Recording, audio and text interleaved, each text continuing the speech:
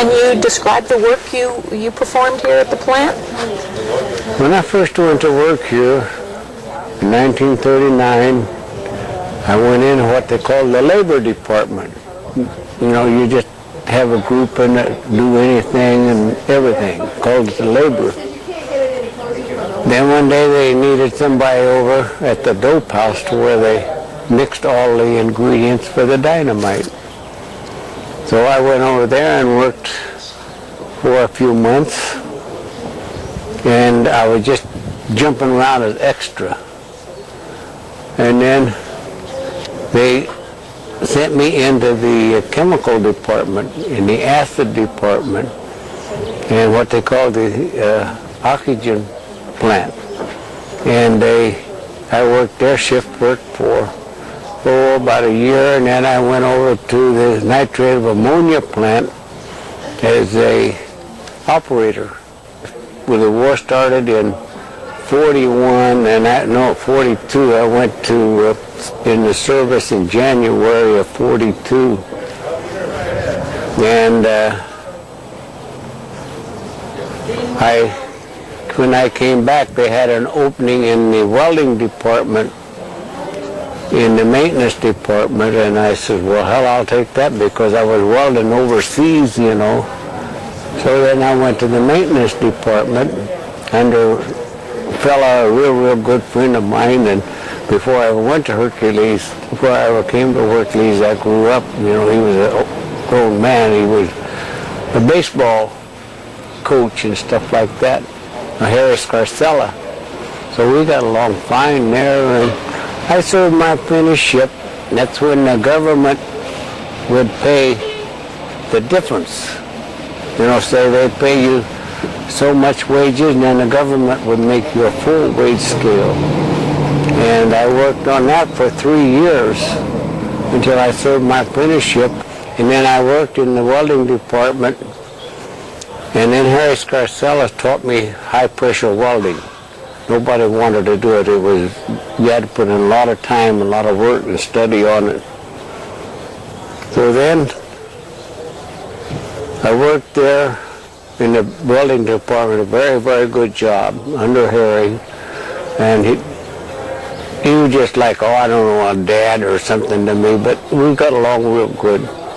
Then after that, I was working in the alcohol plant. I was sent down there to do some welding, and my fire permit said it was all clear, water and everything in the tank, and when I cut into the line, it blew up.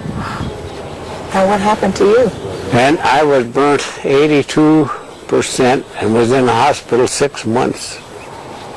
I had a ruptured heart out of it, and I had 38% skin graft, and they made an ear that was burnt off. And then I tried to come back to work. I worked approximately 3 months. That was February the 14th, 1962. 1962. And I've been on retirement ever since, and Hercules has taken care of me very good. Very good, you know what I mean? The medical and everything I've had to go through. When you were injured, did they have medical personnel on the premises? Oh, yeah, they had state company insurance. You know, that was a state law then. But I mean, did they have doctors and nurses? Oh, yeah, we had a doctor and nurse here. We had a nurse here at the office all the time. And I thought for sure she might be here today. And then what hospital did they send you to? The Brookside Hospital. And what about in the earlier years of your working? Do you recall any social events or anything outside of work that you did here that maybe the firm provided?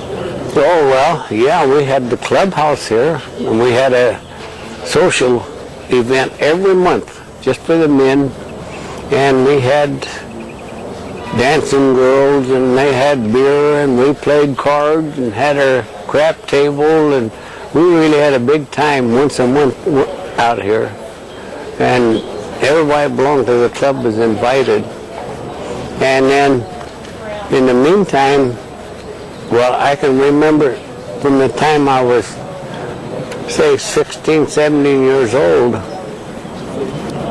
why I used to come up here to the club to dances, and it cost us 15 cents to get in. Do you remember anything about that building called White Columns? I believe it was the superintendent's house. Oh, yeah. And that was the big building where the general superintendent lived and the general manager lived. And they had an explosion, and he was back east, and they said they couldn't repair the house, and they tore it down, stole his furniture and tore it down. And when did they go? I don't know for sure, but they said one of the engineers hauled it off to Russian River and built him a nice cottage out of it. But I don't know whether that was true or not. But that all happened during the war when I wasn't here. Did you grow up in Hercules? Yeah, I came to Hercules in 1929. I lived in the village ever since that.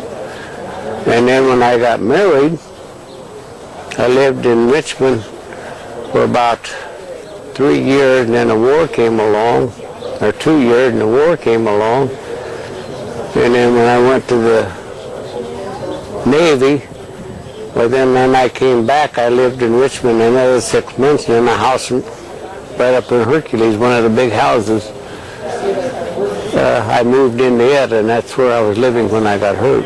Well, when you were growing up in Hercules, what was that like? And what school did you go to? I went to the regular Pinole school that they tore down. It was way up on top of the hill, the old Pinole Hercules school up there. And where this ranch house is, the Elhorst Ranch. See, Mrs. Elhorst was the principal of the school. And they were very strict. Very strict. You either do it or else. And you didn't talk. If they did, why, a couple of teachers would come along and hit you on the head with a ruler. It wasn't like it is today, I tell you. But we went to the 8th grade here, and then we went to Richmond School, and we had a school bus that we rode. They'd pick us up at 2 different times in the morning and get us to school, and then we had 2 buses coming home and they, rode. But growing up in Hercules was very nice. We had lots of activity, and down there where the little park is now, where the swimming pool is and the palm trees are, was a park, and they had a building in there for just teenagers events and all different things there, and they had the library was there, Hercules Library was there, and then they had swings and slides and all kind of exercise equipment and stuff like that, to play on, for all the kids to play on out there in the little park. And that was right in front of my house, where the 2 palm trees are right now. Right in front of that, across the street, was where I was raised. And when I moved back to Hercules, the palm tree up on the far end of the little park where the swimming pool is, I moved right into a house right in front of that. And that's where I stayed until I got hurt, and then I bought a house in Pinole. Are there any other particular interesting memories that you have or something you'd like to tell us about that I haven't asked? Well, the kids were different than they are today. We always had something going, some little social affair, dance affair, or something like that going on. And our mothers and dads were very strict with us. We had to be in at a certain time and stuff like that. What about, do you know anything at all about the Chinese workers or things that you'd heard about? Well, when I first came to Hercules, there was a few, and they had a large building, like a barracks, that they all stayed in, and they all ate in the barracks. And it was, back behind all the buildings, back in here about where the edge of the plant worked. And when I came here, there was only about 75 to 100 here, but they had, I don't know how many working here before, because this was a very, very big ammunition plant after World War I. And then they had a large hotel It would house anywhere from around 45 to 50 people. And where was that? That was built right over here where the palm tree is. See that palm tree over there? That's exactly where it was, right there behind the old post office. Do you remember the name of the hotel? Hercules Hotel. Hercules Employees Hotel. And, I guess they tore that down in, about 37, somewhere like that, 35. It got so they didn't use it. And then the big houses in Hercules, lots of them were empty, and then they had outsiders could rent in for $5 a month. Our gas, lights, and water was $4 a month, and rent was $5. Of course, we only made about 40 cents an hour then too.